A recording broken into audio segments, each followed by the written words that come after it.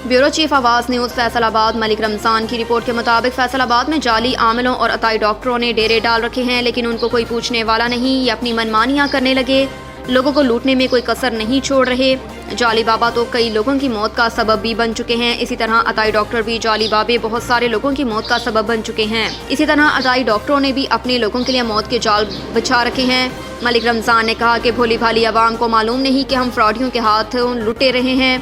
बहुत सारे जाली आमिल बाबे तो आपने काले जादू के जरिए के लोगों को लूट कर मौत के घाट भी उतार चुके हैं, लेकिन हैरानगी की बात है कि इन लोगों को पूछने वाला कोई नहीं। इंतज़ामिया की खामोशी समझ से बाहर है, क्योंकि सरेआम उनकी बदमाशी के चर्चे होने लगे। कोई अपने तावीज़ों के जरिए लोगों को वर्गला रहा है और कोई अपनी जाली मेडिसिन के जरिए लाखों रुपए कमा रहा है।